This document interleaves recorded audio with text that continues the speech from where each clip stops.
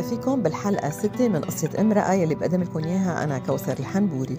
بالحلقة السابقة كنا عرفنا إنه أهلها لإيفلين تقوصوا وطلبوا الجيران الإسعاف. إجا البوليس وأخذوهم على المستشفى وهي راحت معهم بسيارة الإسعاف. هي كان بعد عندها أمل إنه ممكن يخلصوا لهم حياتهم، بس هن كانوا الفرق الطبية عارفين أنهم توفوا على الفور بس ما خبروها. بالمستشفى عرفت الحقيقة كتير يعني كانت صدمة بحياتها ما توقعتها.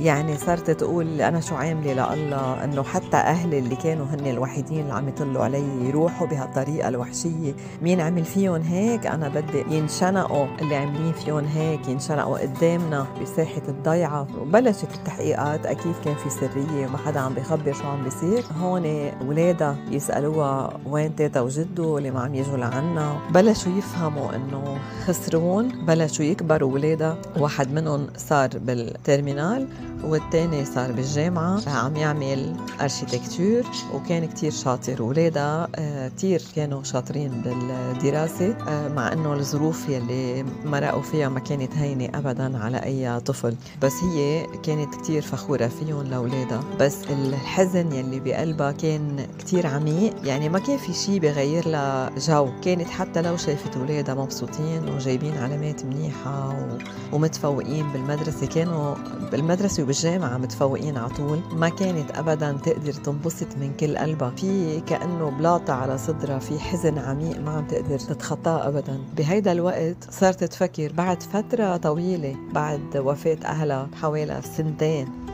وهي اللي كانوا معهم لأهلها صرفتهم.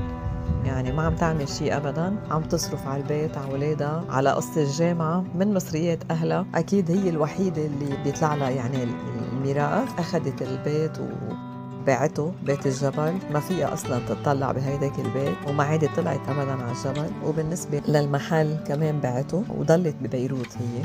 فكان حياتها هون كل الوقت عم تصرف وما عم تعمل شيء، ما في مدخول. في نهار فكرت إنه أنا شو لازم أعمل. تذكرت كلام أمها وقت الأم قالت لها نحن ما رح ندم لك يا بنتي، ودمعت، رجعت بكت عن جديد. وتذكرت كلام أمها وقت قالت لها اعملي شيء بتحبيه، اعملي شيء مشروع. فكرت قد ايه بعد مصاري معها مصاري وقد ايه بيقدوها لتقدر تعمل مشروع، اذا ما بيقدوا لتاخذ سلفه من البنك. رجعت لقيت انه ايه بيقدوا، فيها تعمل مشروع لأنه ما صرفت كل شيء. فقالت من هون أنا فيي بلش، لازم أعمل شيء حتى تكون أمي فخورة فيي محل ما هي. شو عملت وكيف كفت حياتها؟